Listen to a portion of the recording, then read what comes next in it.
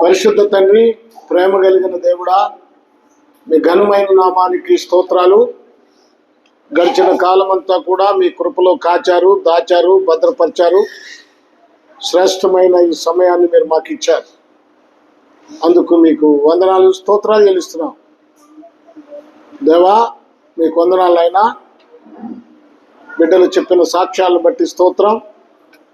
వారి సాక్ష్యాలలో మీరు చేసిన కార్యాలను వివరించారు. వారిని దీవించండి. అలాగేనైనా కొద్ది సమయం లేఖన భాగాన్ని ధ్యానం చేయబోతా ఉన్నాం. మా ధ్యాన భాగంలో మీరుండి మమ్మల్ని బలపరిచి నడిపించమని, మహిమ ఘనత ప్రభావాలు మీరు పొందమని మీకే స్తుతులు స్తోత్రములు చెల్లిస్తూ ఈ బిడ్డలందరినీ మీ హస్తాలకు అప్పగించుకోవచ్చు. యేసు నామములో ప్రార్థిస్తున్నాము తండ్రి, ఆమేన్. ప్రభునందు ప్రియులారా, ప్రభు అయిన యేసుక్రీస్తు నామములో మీ అందరికీ మరొకసారి శుభాభివందనాలు తెలియజేస్తా ఉన్నాం. దేవుని మహాకృప మనందరము సజీవ లెక్కలో ఉంచబడ్డాం. పరిశుద్ధ గ్రంథమైన బైబిల్లో నుంచి యెషయా గ్రంథము 1వ అధ్యాయము నేను కొన్ని వచనాలు చదువుతాను. మీరు చూడండి. 20వ వచనం నుంచి 23వ వచనం వరకు నేను చదువుతాను. సమ్మతింపక తిరిగిన ఎడల నిశ్చయముగా మీరు ఖడ్గము పాలగుదురు. యెహోవా ఇలాగుననే సెలవిచ్చి ఉన్నాడు. అయ్యో, నమ్మకమైన నగరు వేశ్య ఆయనే. అది న్యాయముతో నిండి ఉండెను, నీతి దానిలో నివసించెను. ఇప్పుడైతే నరహంతకులు దానిలో కాపురమున్నారు. నీ వెండి మొస్తాయను, నీ ద్రాక్షరసము నీళ్లతో కలిసి చెడిపోయెను. నీ అధికారులు ద్రోహులు, దొంగల సహవాసులు. వారందరూ లంచము కోరుదురు, బహుమానముల కొరకు కనిపెట్టుదురు. తండ్రి లేని వారి పక్షమున న్యాయము తీర్చరు. విధవరాండ్ర వాద్యమును విచారించరు. దేవునికి స్తోత్రం. ప్రియులారా, కొంచెము జాగ్రత్తగా కొన్ని మాటలు శ్రద్ధగా ఆలకిద్దాం. వినండి. యెషయా ప్రవక్త ఉజ్జియా అనే రాజు కాలములో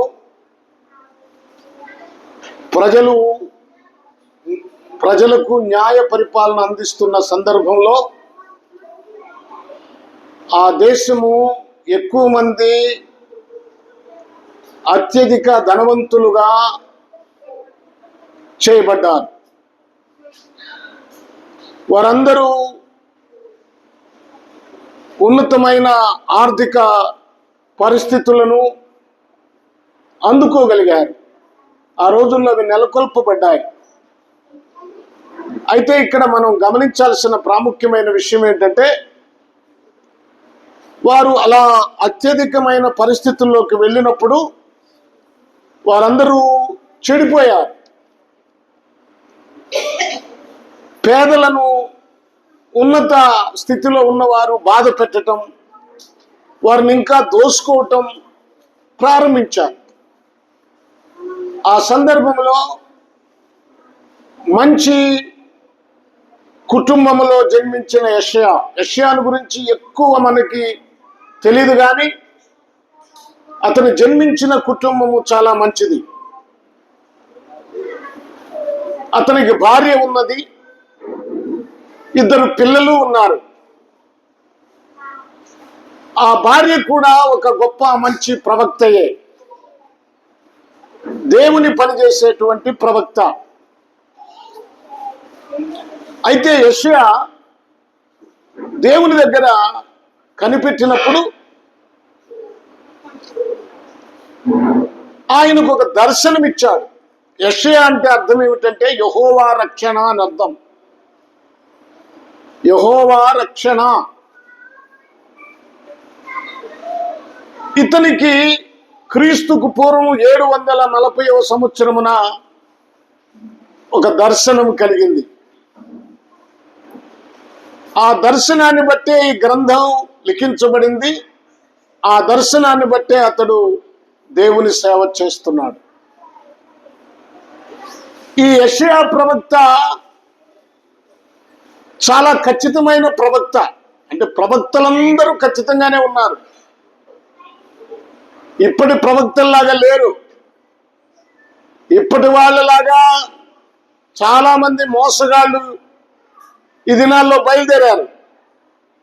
వాళ్ళకిలాగా ప్రవక్తలు లేరు.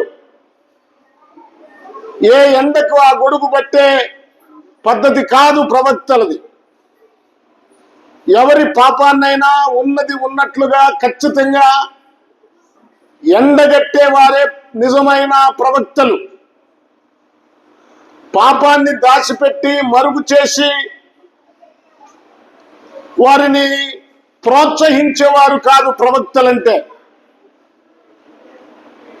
ప్రవక్తలు అంటే ఖచ్చితంగా మాట్లాడేవారు, ఆ ప్రజల దోషాలను ఎత్తి చూపించేవారు. అంతేకాదు ఆ ప్రజల కోసం కన్నీరు కార్చి అంగలార్చేవారు ప్రవక్తలు. పాపాన్ని ఎంత ఖచ్చితంగా ఖండించారో అంతగా ప్రభు పాదాల దగ్గర ఆ పాపం చేస్తున్న వ్యక్తుల గురించి అంగలార్చేవారే నిజమైన ప్రవక్తలు. చూడండి, యెషయా చాలా గొప్పవాడు, పెద్ద ప్రవక్త, చాలా బలమైన విషయాలను చెప్పినవాడు. ఆ రోజులలో జనులు పశువుల కన్నా హీనమైపోయారు. ఎద్దు తన కామన్ను నెరుగుతుంది, గాడిద తన సొంతమాని దొడ్డి నెరుగుతుంది. ఆ పశువులు నయమయ్యా ఈ మనుషుల కన్నా.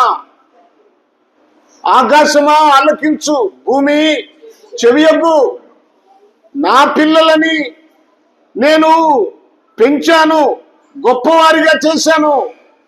నా పిల్లలని, నా పిల్లల కోసం నేను ఎన్నో చేశాను, గొప్పవారిగా చేశాను. ఇప్పుడు వారు నా మీదే తిరుగుబాటు చేశారు, నా మీదే తిరుగుబాటు చేశారు.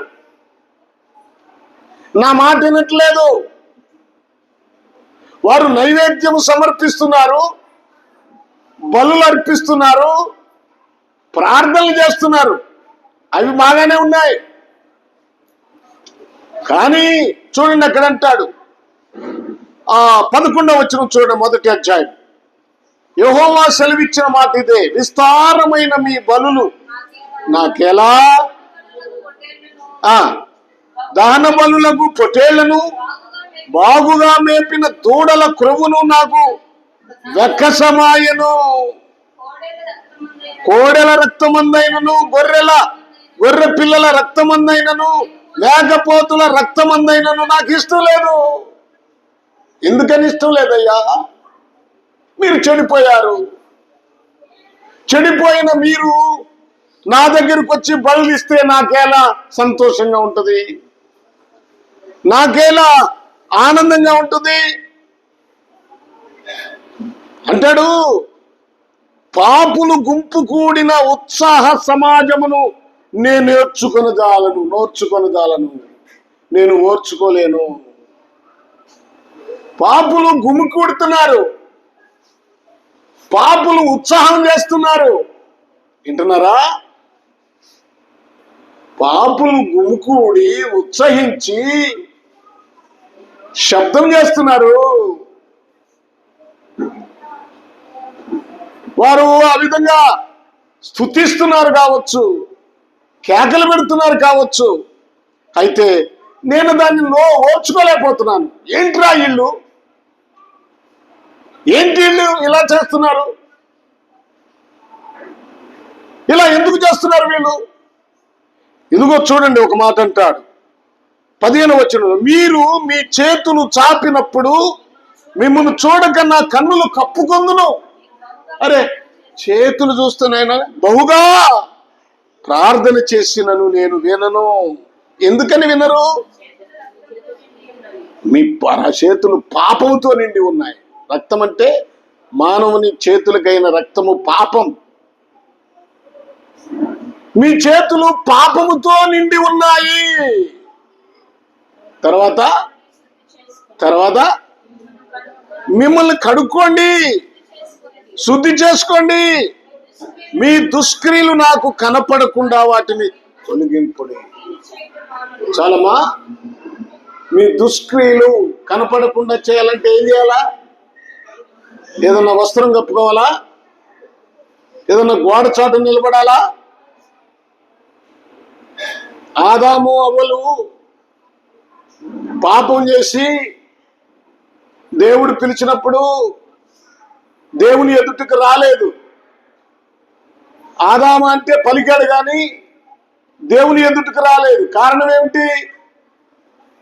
వారు పాపం చేసి దిగంబరులయ్యారు. వారు చెట్టు చాటుకి వెళ్ళారు, ఆకులు కట్టుకున్నారు. ఆకులు కట్టుకున్న ఆదాము అవ్వలు దేవుడు అడిగితే ఏందా అంటే, నేను తినవద్దన్న పండు తిన్నారా అంటే, ఈ ఆదాము అవ్వ ఇచ్చిందని, అవ్వ సర్పం ఇచ్చిందని ఒకరి మీద ఒకరు చెప్పుకున్నారు. పశ్చాత్తాపడలేదు, పాపాన్ని ఒప్పుకోలేదు, ఆ దుష్క్రియలను తీసివేసుకోలేదు. కానీ దేవుడు ఏం చేశాడు? వారి దిశముల కప్పటానికి ఒక గొర్రె పిల్లను వదిలించి వారికి వస్త్రాలను కుట్టించాడు. ఆకులు కప్పుకుంటే వారి దిశమల పోదు, ఎండిపోతే రాలిపోతాయి. అందుకనే మీ దుష్క్రియలు నాకు కనపడకూడదు అంటే, ఆ కనపడకుండా నువ్వేం చేయలేవు. ఒక్కటే చేయగలవు, ఆ దుష్క్రియల విషయమై, ఆ దుష్టత్వం విషయమై దేవుని సన్నిధిలో ప్రార్థన చేసి పశ్చాత్తాపడితే, కన్నీరు కారిస్తే, ఒప్పుకుంటే, వాటిని విడిచిపెడితే అప్పుడు కనపడవు. అదే అడుగుతున్నాడు దేవుడు. చూడండి, కీడు చేయుట మానుడి, మేలు చేయుట నేర్చుకోండి. ఏం పోగొట్టుకున్నారు మీరు? మీరు కీడు ఎందుకు చేస్తున్నారు? ఒకరికొకరు ఎందుకు కీడు చేసుకుంటున్నారు? మేలెందుకు చేయ సహోదర ప్రేమ ఎందుకు చూపించరు? ఒకరినొకరు ద్వేషించుకుంటున్నారు మీరు. ప్రభునందు ప్రియులారా, మనము భయంకరమైన పరిస్థితులు, దేవుడు మనల్ని కనికరించి మన ప్రభు అయిన యేసుక్రీస్తు మనల్ని రక్షించాడు. మనం ఏం పోగొట్టుకున్నాం ఇప్పుడు? మరి రక్షించాడు కదా, ఏం పోగొట్టుకున్నాం? అసలు నీకేం పోయిందో నీకు తెలుసా? అసలు మీరు ఇప్పుడు ఒక చైన్, బంగారు చైన్ ఎక్కడన్నా పడిందమ్మా, ఏం చేస్తారు మీరు? పోతే పోయిందని ఊరుకుంటారా? ఏం చేస్తారు? వెతుకుతారు కదా. అంటే బంగారపు చైన్ పోయిందని నీకు అర్థమైంది. నీ జేబులో డబ్బులు పోతే ఎతుకుతావు, ఎందుకంటే డబ్బులు పోయినాయి అని నీకు అర్థమైంది. భౌతికంగా నువ్వేం పోగొట్టుకుంటే దాన్ని వెతుకుతావు, దాన్ని సంపాదించుకోవటానికి. ఒక ఆయన మంచి ఇల్లు అమ్ముకున్నాడు. అమ్ముకున్న తర్వాత చాలా బాధపడుతూ ఆయన అన్నాడు, నేను మరలా ఇలాంటి ఇల్లు సంపాదించి నేను నా ఫ్యామిలీ ఆ ఇంటిలో ఉండేంత వరకు నేను విశ్రమించను, నేను కష్టపడతాను, తిరిగి దాన్ని నేను పొందుకోవాలి, తిరిగి దాన్ని నేను సంపాదించుకోవాలి. ఏమండి అంటే అతను ఇల్లు అమ్ముకోవటం, ఇల్లు పోయిందని ఆయనకు అర్థమైంది. మరలా ఆ ఇంటిని సంపాదించుకోవాలనే ఒక పట్టుదల అతనిలోకి వచ్చింది. ఏం పోగొట్టుకున్నామో దానికోసం మరలా ప్రయాసపడతారు. మరి నువ్వేం పోగొట్టుకున్నావు ఆత్మీయ జీవితంలో? ఆత్మీయ జీవితంలో నువ్వేం పోగొట్టుకున్నావు? నువ్వు ఎప్పుడన్నా అర్థం చేసుకున్నావా? అంతా బాగానే ఉందనుకుంటున్నావా? ఏమండి, ఇశ్రాయేలు రాజు బంగారపు డాళ్ళు ఇవన్నీ పోగొట్టుకొని తర్వాత ఇత్తడి చేసి తెల్లగా చేసుకొని పట్టుకున్నాడు. మరలా తుప్పు పడుతూనే ఉంటుంది. చూడండి, నువ్వు పోగొట్టుకున్నది ఏంటి? చాలా మంది ఎలా ఉంటారంటే, మేము బాగానే ఉన్నాము అనుకుంటా ఉంటారు, మా భక్తి బాగానే ఉంది అనుకుంటారు. ఓ మాట చూస్తారా? అపోస్తుల కార్యాల గ్రంథం 24వ అధ్యాయము 25వ వచనం. అపోస్తుల కార్యాల గ్రంథం 24వ అధ్యాయము 24వ అధ్యాయము 25వ వచనం.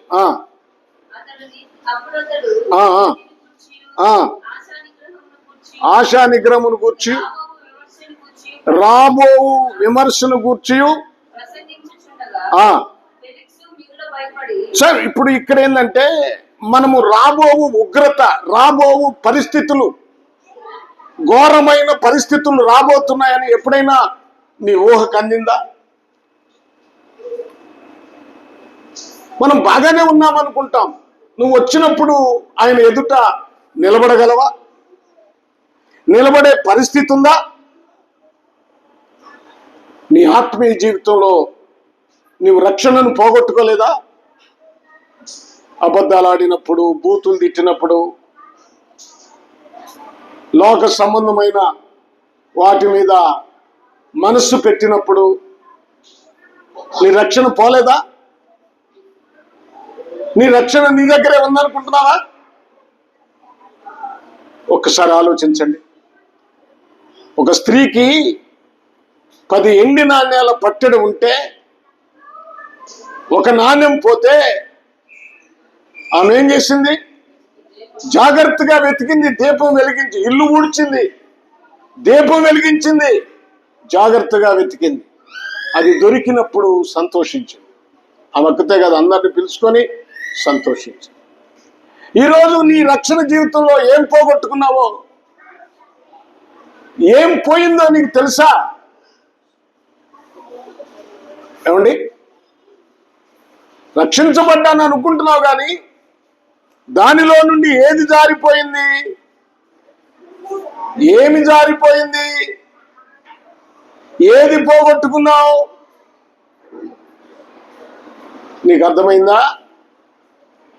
ప్రభునందు ప్రియ దేవుని పిల్లలారా, గమనిద్దాం. దావీదు దేవుని చేత ప్రేమించబడ్డవాడు. దావీదు తప్పు చేశాడు, పాపం చేశాడు, సమాధానం పోయింది, రక్షణ పోయింది. మరలా తిరిగి ప్రార్థన చేసి పశ్చాత్తాపడి పోగొట్టుకున్న దానిని తిరిగి తెచ్చుకున్నాడు. ఇలాగ చూస్తే మనం చాలా మంది, సంసోను తన జీవితంలో చాలా నష్టపోయి, సంసోను తన బలాన్ని కోల్పోయాడు, తిరిగి పశ్చాత్తాపడి బలాన్ని తెచ్చుకున్నాడు. సంసోను ఎంత బలవంతుడంటే 300 నక్కలను పట్టుకున్నాడు. ఫిలిస్తీన్ల చేలును దివిటీ చేత కాల్చివేశాడు. సంసోను ఒక పచ్చి గాడిద దవడ ఎముక చేత 1000 మంది కుప్పగా కూల్చి పారేశాడు. అంత బలవంతుడు ఫిలిస్తీన్ల చేతికి చిక్కి తాళ్లతో కట్టబడి ఉన్నాడు. ఎందుకు పోయింది? దెలీలాకు రహస్యం చెప్పేశాడు. దెలీలా ఒడిలో, దెలీలా మాయలో పడిపోయాడు. తనకున్న శక్తిని పోగొట్టుకున్నాడు. తిరిగి దేవుని సన్నిధిలో ప్రార్థన చేసి పొందుకున్నాడు. శనాది కుష్ఠరోగి దేవుని దగ్గర ప్రార్థన చేసి కుష్ఠరోగి నయమాను. చూడండి, ప్రవక్త దగ్గరకు వచ్చి మరలా తన సాధారణమైన శరీరాన్ని పొందుకోగలిగాడు. సమరయ స్త్రీ తన పాపాన్ని వదిలిపెట్టి ప్రభువుకు శిష్యురాలైంది. పాపాత్మురాలైన స్త్రీ ప్రభు పాదాల దగ్గర కన్నీరు కార్చి తన విస్తారమైన పాపాలన్నీ క్షమించబడి ఆమె ప్రభువుకు శిష్యురాలైంది.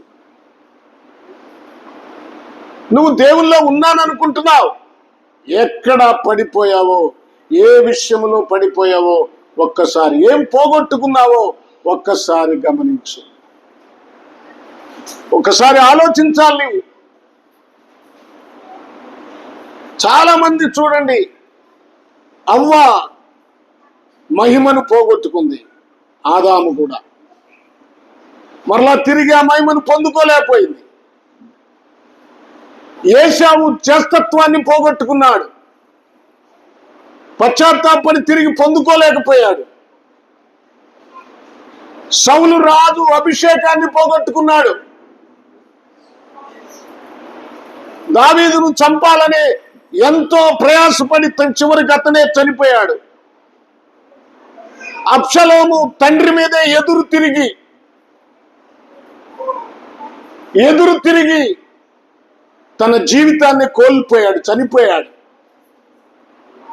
ఏ ఎంట్రుకలైతే అతనికి అందంగా ఉన్నాయో అదే ఎంట్రుకలు ఒక చెట్టు కొమ్మకు తగులుకొని గాడిద మీద వెళ్తా ఉంటే అతడు వేలాడిపోయాడు. గాడిద ముందుకెళ్ళిపోయింది, ఆ చెట్టుకు ఇరుక్కుపోయి వేలాడుతూ ఉన్నాడు. బాణాలు తీసుకొని గుండెలో కొట్టి అబ్షలోముని చంపేశారు. చూడండి ప్రభునందు ప్రియా దేవుని పిల్లలారా, క్రొత్త నిబంధనలో చిన్న కుమారుని యొక్క విషయాన్ని ప్రభు చెప్పాడు. తిరిగి వెళ్ళాడు, తండ్రి యొద్ద నుంచి ఆస్తి అంతటిని పంచుకొని దూరంగా వెళ్ళిపోయాడు, పాపములోకి వెళ్ళిపోయాడు. తన బ్రతుకంతా నాశనం అయిపోయింది. చివరికి పందులు తినే పొట్టు కూడా తినటానికి లేకుండా పోయింది. పశ్చాత్తాపడి తండ్రి ఇంటికి తిరిగి వస్తే తండ్రి కనికరించాడు. ఈరోజు నీ జీవితాన్ని ఒకసారి పరిశీలన చేసుకో. నువ్వు ఏ విషయంలో ఏం పోగొట్టుకున్నావో ఒక్కసారి ఆలోచించండి. ఇశ్రాయేలీలు యోధావారు తన ఉన్నటువంటి ఆ ఆస్తి లేక ఆ ఆర్థిక వనరులు బట్టి ఇంకా సొమ్ము మీద ఆశతో పేదలను హింసిస్తూ వారు పాడైపోయారు. వారు ఏ విధంగా పాడయ్యారు ఇక్కడ యెషయా గ్రంథంలో చెప్తా ఉన్నాడు. చూడండి, ఇప్పుడైనా నా మాట వినండి, మీరు సమ్మతించి నా మాట వినని ఎడల మీరు భూమి యొక్క మంచి పదార్థాలను అనుభవిస్తారు. రండి. హోషేయలు అంటారు, మీరు రానుద్దేశించిన ఎడల నా యొద్దకే తిరిగి రండి.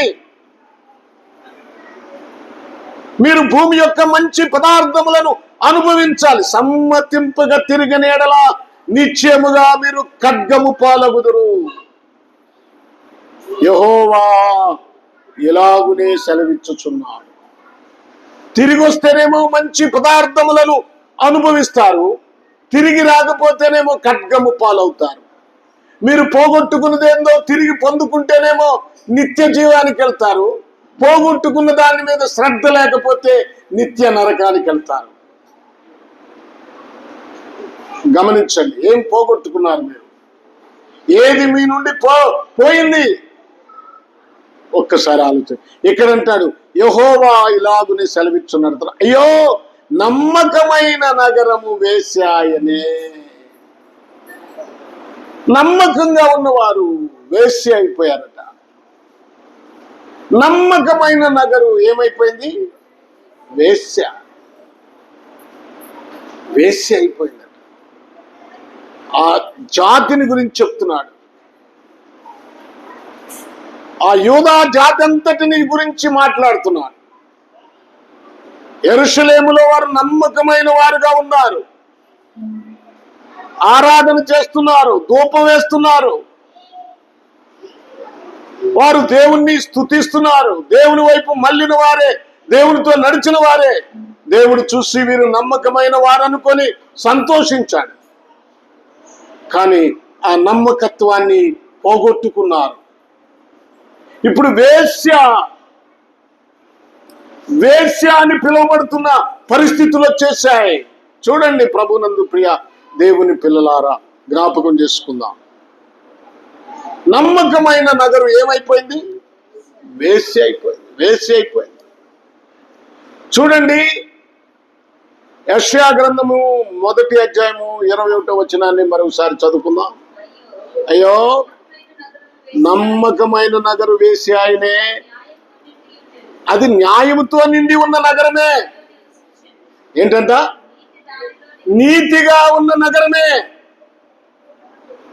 కొంతమంది చూడండి, మొదట నమ్మకంగా ఉంటారు, నీతిగా బ్రతుకుతారు, తర్వాత పడిపోతారు, చాలా భయంకరమైన పరిస్థితులకు వెళ్ళిపోతారు. ఇక్కడ చూడండి ప్రభునందు ప్రియులారా, సమాజం అసలు వేశ్యల గురించి చాలా సంగతులు చెప్తారు. మీరు అనుకుంటారు వేశ్యలంటే శరీరాన్ని అమ్ముకునే వాళ్ళు, శరీరంతో తప్పు చేస్తేనో వేశ్యలని మీ ఊహది. కానీ వేశ్యలంటే ఎవరో చెప్తున్నారు చూడండి. ప్రకటన గ్రంథం 2వ అధ్యాయము, ప్రకటన గ్రంథం 2వ అధ్యాయం 20వ వచనం, 21వ వచనం, 22వ వచనం. ఆయనను మీ మీద తప్పు ఒకటి మోపవలసి ఉన్నది. ఏమనగా, తాను ప్రవక్తనని చెప్పుకొనుచున్న యజబేలను స్త్రీని నువ్వు ఉండనిచ్చుచున్నావు. చూడండి, అదేం చేస్తుంది? జారత్వము చేయుటకును, విగ్రహములకు బలి ఇచ్చిన వాటిని తినుటకును, అది నా దాసులకు బోధించుచు వారిని మోసపరుచుచున్నది. చూడండి అమ్మా, వేశ్యలు ఎవరో చెప్తున్నాడు ఇక్కడ. జారత్వం ఏమిటో చెప్తున్నాడు. బైబిల్ మనం చదువుకోవాలి. చదువుకోక, బైబిల్లో ఉన్న వాక్యాలు తెలియక చాలా మంది ఈ విధంగా ఉన్నారు. ఇదంతా ఏం చెప్తుంది? మనము క్రైస్తవులుగా ఉన్నాము కానీ దేవుని వాక్యాన్ని తరిచి చూడం. దేవుని వాక్యం మనకి ఎక్కదు. క్రైస్తవం, యేసు ప్రభు అంటే ఇష్టం, కానీ యేసు ప్రభుకి నీవు ఇష్టం కావాలంటే నువ్వు ఎలా ఉండాలి చెప్పు. ఇక్కడ అంటున్నాడు, ఏమంటున్నాడు? నీవు యెజబేలు స్త్రీని ఉండనిచ్చావు, జారత్వము చేయుటకును, విగ్రహములకు బలి ఇచ్చిన వాటిని తినుటకును, అది నా దాసులకు బోధించుచు వారిని మోసపరచుచుంది. ఏం పర్వాలేదులే. ఏమైంది ఇప్పుడు? ఏమైంది? విగ్రహాల దగ్గరికి వెళ్తే ఏమైంది? నష్టం ఏమైనా ఉందా? మోసం చేస్తుందంట. దానికి బలి ఇచ్చిన వాటిని తింటే నష్టమేంది? అర్పించిన వాటిని తింటే నష్టమేంటి? తిను. ఇంకో మాట కూడా అంటాడు వాడు, సాతానుడు, ప్రార్థన చేసుకొని తిను. విగ్రహమైనా యేసు ప్రభు విగ్రహమేగా, పోయి అక్కడ ప్రార్థన చేసుకో విగ్రహం దగ్గర. వాడు మోసం చేస్తాడు. ఈ రోజున క్రైస్తవులందరూ మోసపోతున్నారు. ఎంత మోసపోతున్నారో చూడండి. 21వ వచనం, మారు మనసు పొందుటకు నేను దానికి సమయం ఇచ్చితిని గాని తన జారత్వమును విడిచిపెట్టి మారు మనసు పొందనల్లదు. ఎవరికి మాటలు చెప్తున్నాడు? వీళ్ళెవరు? ఎవరితో ఈ మాటలు చెప్తున్నాడు? తుయతైరా సంఘానికి, తుయతైరాలో ఉన్న సంఘముతోనే మాట్లాడుతున్నాడు. సంఘములో ఉన్నవారే ఈ తప్పులు చేస్తున్నారు. అన్యులకు చెప్పట్లేదు ఈ మాట.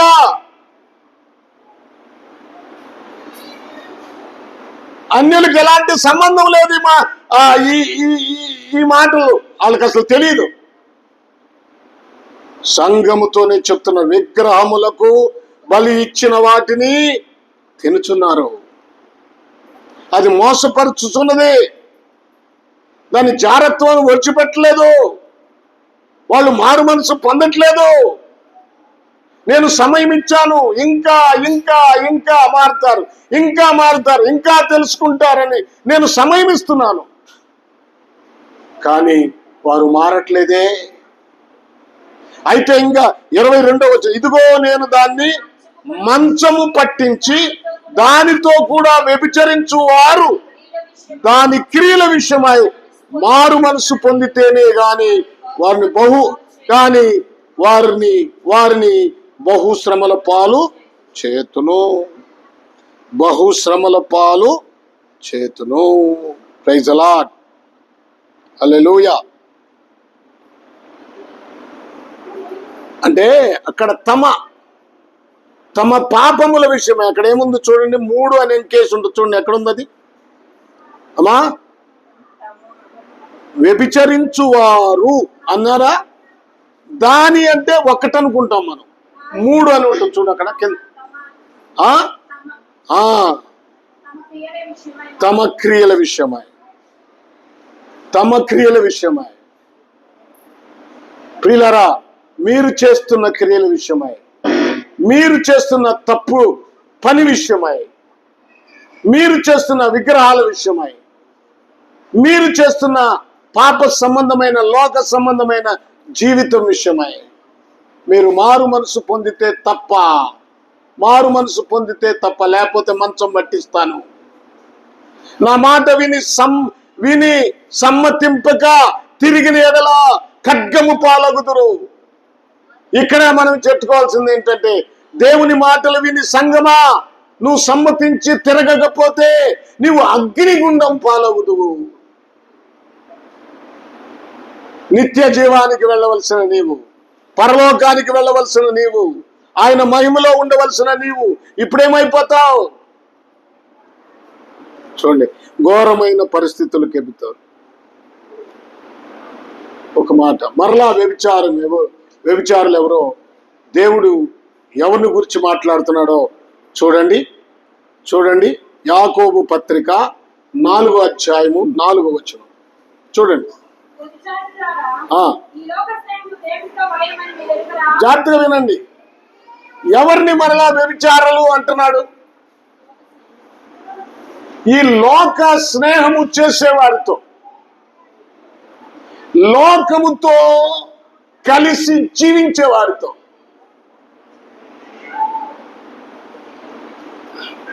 సాతానుడు మోసం చేస్తున్నాడు. లోకముతో జీవించేవారు వ్యభిచారులు అని చెప్తున్నాడు ఇక్కడ. చూడండి, ఇర్మియా గ్రంథము 4వ అధ్యాయము 1వ వచనంలో ఒకటి చదవండి. 1వ వచనం, ఇర్మియా గ్రంథము 4వ అధ్యాయము 1.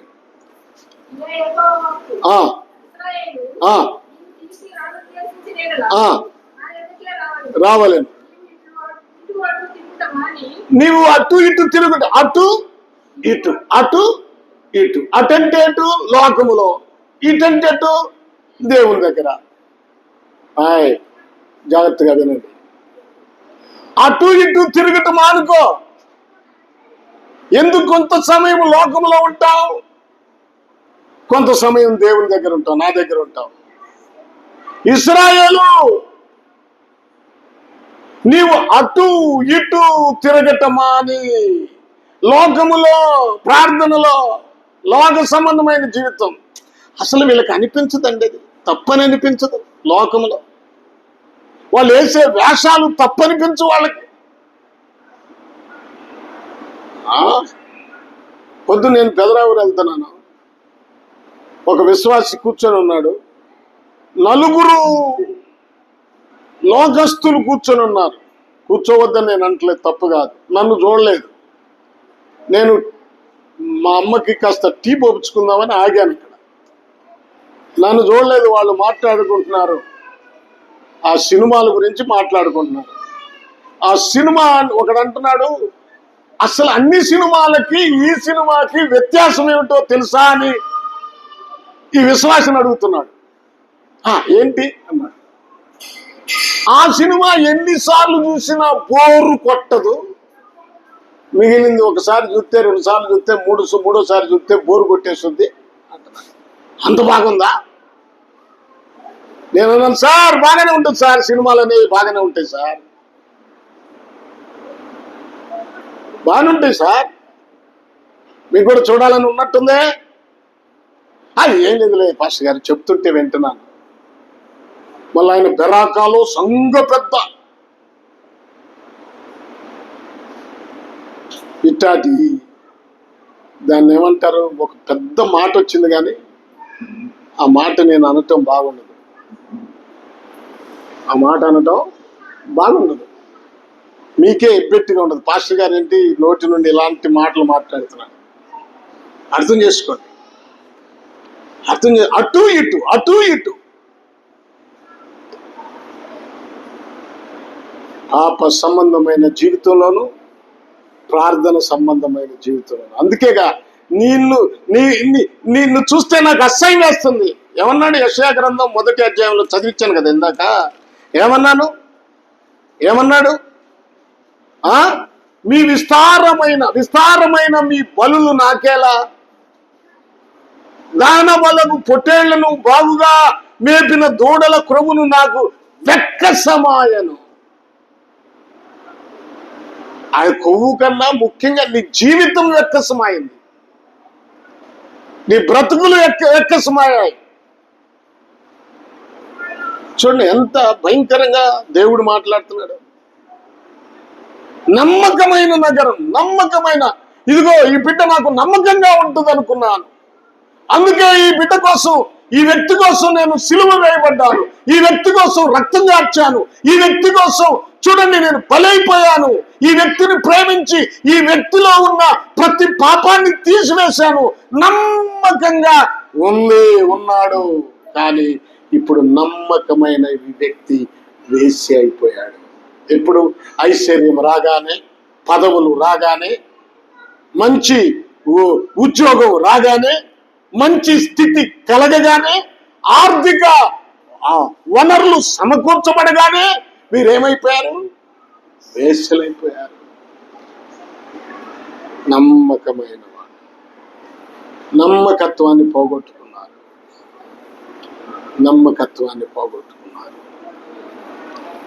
ప్రభునందు ప్రియ దేవుని పిల్లారా, దేవుడు నమ్మిన వ్యక్తిగా నువ్వు ఉన్నావా? ఇప్పుడు దేవుడు నమ్మిన వ్యక్తిగా బ్రతుకుతున్నావా? అయ్యో అనేది ఎప్పుడు?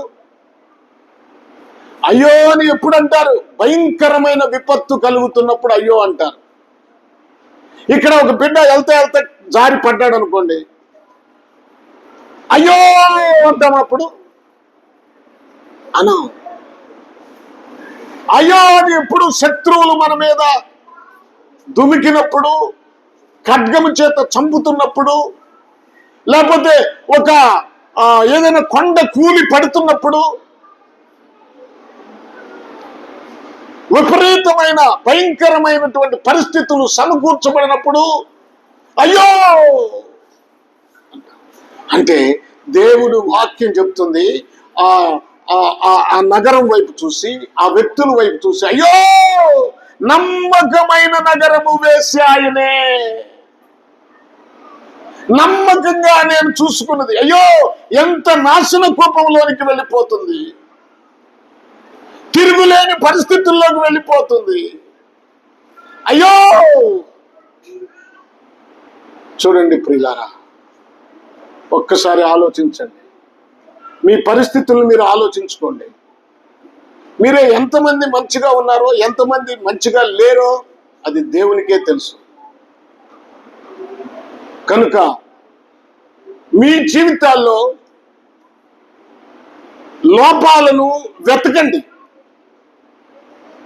నాణ్యాన్ని వెతికినట్లుగా వెతకండి, మీ బలహీనతలను వెతకండి, అవి ప్రభువు యొక్క పాదాల యొద్ద పెట్టండి. వాటిని సరి చేసుకోండి, దిద్దుకోండి. దేవుడు అదే కోరుకుంటున్నాడు. దేవుడు కోరుకునేది అదే. ప్రభునందు ప్రియ దేవుని పిల్లలారా, ఈ శ్రేష్టమైన సమయంలో జ్ఞాపకం చేసుకున్నాం. యెషయా ప్రవక్త ఎంత బాధతో చెప్తున్నాడు ఈ మాటలు. అల్లాడుతూ చెప్తున్నాడు, ప్రలాపిస్తూ చెప్తున్నాడు. ఇట్లా చెప్పినందుకు చివరికి ఆయన్ని రంపం పెట్టి కోసి చంపేశారు. చూడండి, చచ్చిపోయినా పర్వాలేదు అనుకున్నాడు ఆయన. నన్ను చంపినా పర్వాలేదు, వాస్తవం చెప్పాలి, వీరు నాశన కోపంలోనికి వెళ్ళకూడదనే ఒక గొప్ప ధ్యేయంతో యెషయా ప్రవక్త ప్రవచిస్తున్నాడు. ఈ మధ్యకాలంలో నేను ఒక స్థలానికి వెళ్ళాను వాక్యం చెప్పడానికి. వాక్యం చెప్తూ నాకు తెలియకుండానే నేను ఒక మాట వదిలేశాను. నాకు తెలియలేదు. నేను నా స్వాధీనంలో లేను. మరి ఎవరి స్వాధీనంలో ఉన్నానంటే పరిశుద్ధాత్మ స్వాధీనంలో ఉన్నాను. మీలో ఎంతమంది అక్రమ సంబంధాలు కలిగి ఉండి ఇక్కడికి వచ్చి ప్రార్థన చేస్తున్నారో చేతులు ఎత్తండి అన్నాను. అసలు చేతులు ఎత్తమంటావేంటి?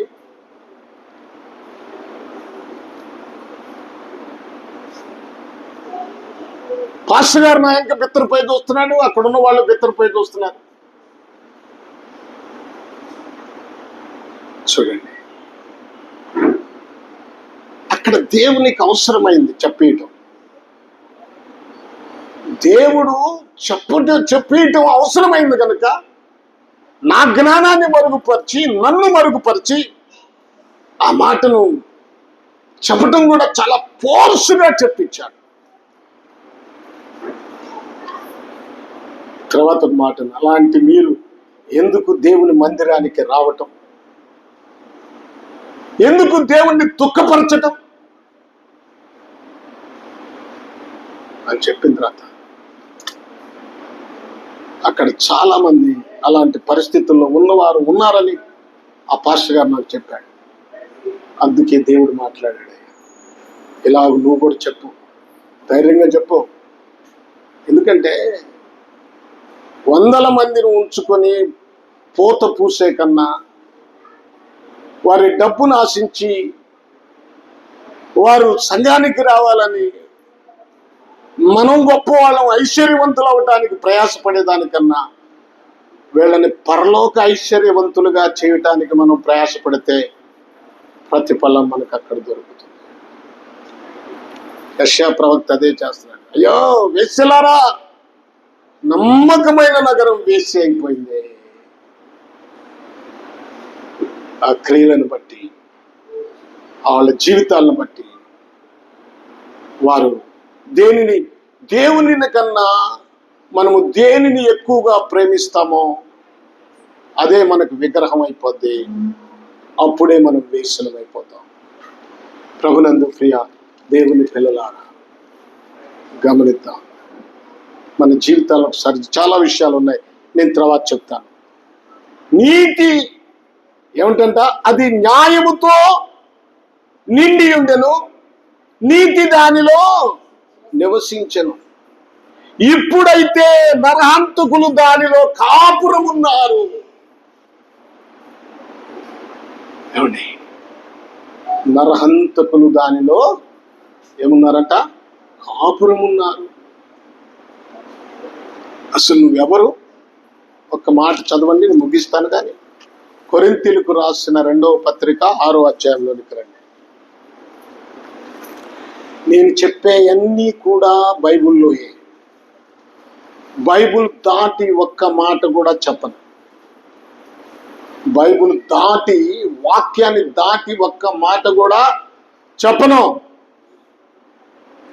చూడండి, కొరింథీయులకు రాసిన 2వ పత్రిక 6వ అధ్యాయం 6వ అధ్యాయం చూసారా? మీరు 13వ వచనం నుంచి నేను చదువుతున్నాను. మీ ఎడల మాకున్న అంతఃకరణమునకు ప్రతిఫలముగా మీరును మీ హృదయములను విశాలపరుచుకొనుడి. మీ ఎడల మాకున్న ఆ పరిస్థితిని బట్టి చెప్తున్నాను. మీరు నా పిల్లలని మీతో ఇలాగ చెప్పుచున్నాను. పౌలు భక్తుడు, మీరు నా పిల్లలని ఇలాగ చెప్పుచున్నాను. వేరే వాళ్ళకి చెప్పాల్సిన అవసరం లేదు. మీరు నా పిల్లలు, నేను కనిన సంతానం, ఆత్మీయతలో కన్నాను, ఆత్మీయతలో పోషిస్తున్నాను.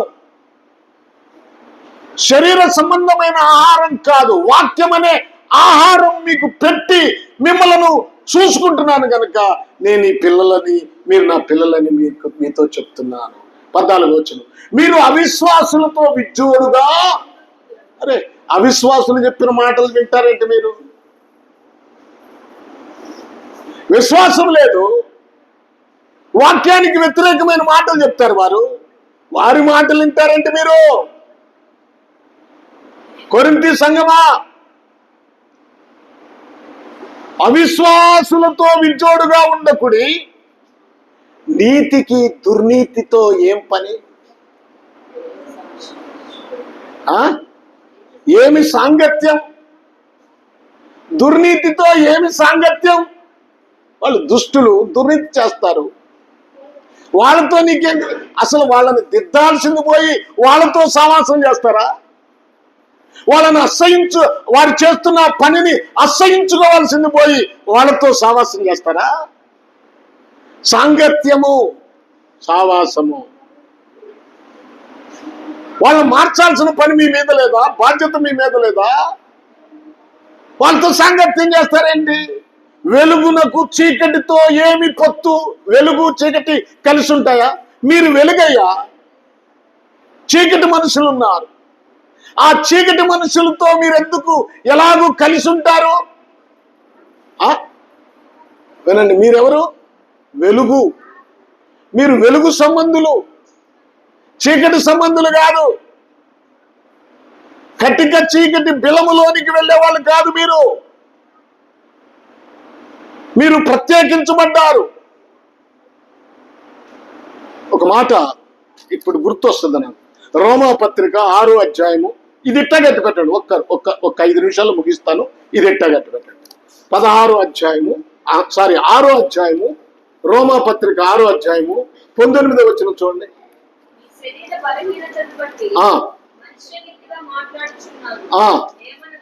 మీ శరీర బలహీనతను బట్టి మనుష్య రీతిగా మాట్లాడుచున్నాను. ఏమనగా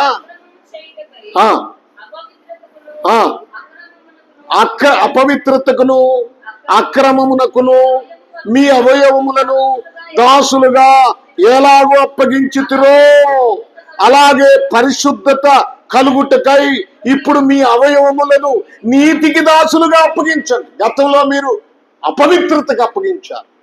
ప్రభువుని తెలియక ముందు ప్రభు నిన్ను రక్షించాడు. మరలా అపవిత్రతకు అప్పగించొద్దు, మీరు నీతికి అప్పగించండి. ఇంకా ఏమన్నాడమ్మా?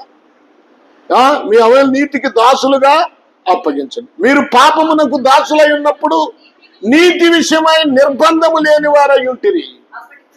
అప్పుడు క్రియల వల్ల మీకేం ఫలం? ఏం కలుగుద్ది మీకు ఫలము? ఇవన్నీ చేస్తారు, ఏం కలుగుద్ది? ఈ లోక సంబంధమైన విషయాలన్నీ చేస్తారు, ఏం ఫలం కలిగింది? మీరు చనిపోతే మీ పరిస్థితి ఏంటి? ఎప్పుడైనా ఆలోచించారా? చదువమ్మా. అసలు రక్షింపబడిన వారితో చెప్తున్నాడు, వాటి గురించి ఇప్పుడు సిగ్గుపడుతున్నారు.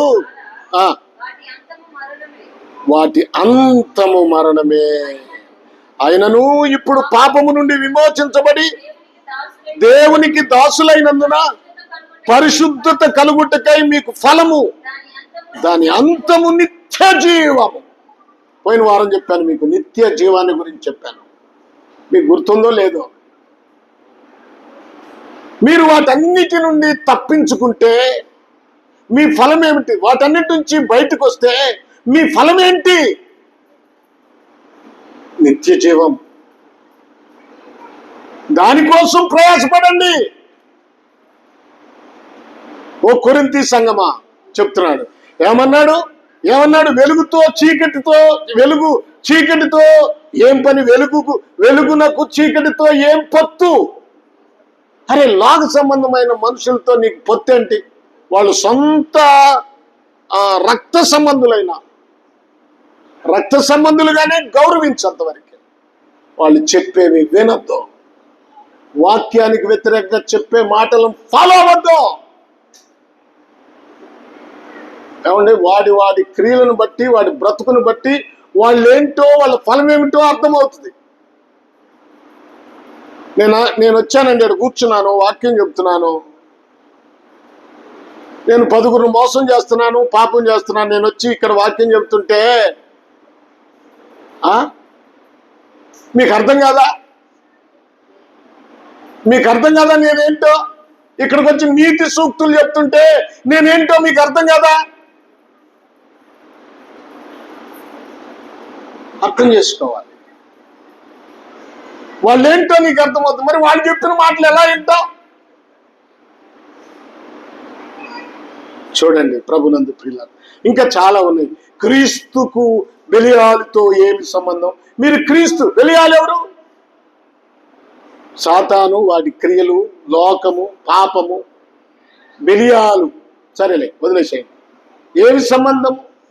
అవిశ్వాసితో విశ్వాసికి పాలెక్కడిది? దేవుని ఆలయమునకు విగ్రహములతో ఏమి పొందిక? అంటే దేవుని ఆలయములో ఏ విగ్రహము ఉండకూడదు.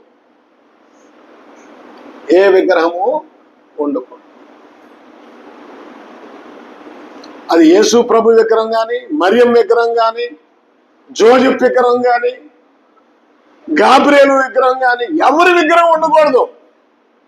విగ్రహాలు పెట్టకూడదు. ఒకసారి ఆ పాత చర్చిలో ఉన్నప్పుడు ఒక ఆర్ట్ వేయించాను. ఎవరేశారంటే, ఇక్కడ కుర్రాడు ఉన్నాడు, నేను వేస్తాను పాస్టర్ గారు, నాకు చిన్న సమయం ఇవ్వండి, వేస్తానన్నా. సరే అన్న, చాలా ఎంత బాగా వేశాడు తెలుసా? చాలా బాగా. చూస్తుంటేనే, మీకు గుర్తుందో లేదో, ఎవరైనా చూసారో లేదో అది ఆర్ట్. అయిపోయిన తర్వాత ఒకరోజు హైదరాబాద్లో ఎంఆర్పి ప్రసాద్ గారు ఒక ఆయన వచ్చాడు. ఆయన వచ్చి చూసి, అబ్బాయి ఇది విగ్రహాలు పెట్టిన ఈ మందిరంలో మనం ఉండకూడదు, పండి అంటున్నాడు. అప్పుడు వెలిగిపోయింది నాకు. సరే సార్, ఈ ఒక్కసారికి కానివ్వండి, తర్వాత చూద్దామన్నా. 2వ నెలకి తుడిపేసేదాన్ని. దేవుని మందిరంలో విగ్రహాలు ఉండకూడదు, ఏ విగ్రహము ఉండకూడదు. మరి విగ్రహాలు పెట్టుకున్న దగ్గరికి వెళ్తారు, ఇదేదో పుణ్యక్షేత్రం అంటారు, లేకపోతే ఇంకోటి అంటారు. అరే, విగ్రహాలతో సంబంధం ఉండకూడదని బైబిల్ ఇంత ఖచ్చితంగా. ఈ వాక్యం మీరు చదవరా? వాళ్ళు చదవరా? తెలిసిన వాళ్ళు చేస్తారు, ఎందుకంటే వారికి లాభ ప్రాప్తి అదే. చదవండి తర్వాత ఏమన్నాడు? దేవుని ఆలయమునకు విగ్రహములతో ఏమి పొందిక? మనము జీవము గల దేవునికి ఆలయమై ఉన్నాము. అందుకు దేవుడిలాగా సెలవిచ్చుచున్నాడు, నేను వారిలో నివసించి సంచరింతును, నేను వారి దేవుడినయుందును, వారు నా ప్రజలయుందును. కావున మీరు వారి మధ్య నుండి బయలు వెళ్ళి ప్రత్యేకంగా ఉండండి, అపవిత్రమైన దానిని ముట్టకూడని ప్రభువు చెప్పుచున్నాడు. మీరు వారి మధ్య నుంచి అంటే లోక సంబంధమైన వారి మధ్యలో నుంచి మీరు వెళ్ళాలి, వారి మధ్యలో ఉండొద్దు. ఈ మాటలు మీరు జాగ్రత్తగా వినండి. వింటే మీరు నిత్య జీవం, వినకపోతే నిత్య నరకం. ఈ లోకంలో తాత్కాలికమైన ఈ 3 రోజుల ముచ్చట, నీటి మీద బుడగ వంటి ఈ జీవితాన్ని చూసుకొని మురిసిపోమాకండి. నీకు డబ్బు ఉండొచ్చు, ఉద్యోగం ఉండొచ్చు, ఐశ్వర్యం ఉండొచ్చు, పదవులు ఉండొచ్చు, లేకపోతే నువ్వు మాటగారివి కావచ్చు, నువ్వంటే అనేక మందికి లోక సంబంధంగా గౌరవం ఉండవచ్చు. కానీ నీవు దేవుని సన్నిధి, దేవుడిచ్చిన ఆ మహిమ కలిగిన రక్షణ పోగొట్టుకుంటే, నీతి పోగొట్టుకుంటే నీవు దేవుని బిడ్డగా దేవుని రాజ్యములో ప్రవేశించలేవు. నమ్మకమైన నగరు వేశ్యగా మారింది. అంటే దేవునికి దూరంగా ఉండటమే వేశ్య జీవితం. ఇంకా కొన్ని విషయాలు ఉన్నాయి, తర్వాత చెప్పుకుందాం. దేవుడి మాటలు మనందరిలో ఆశీర్వదించునుగాక. ఆమేన్ చెప్పండి.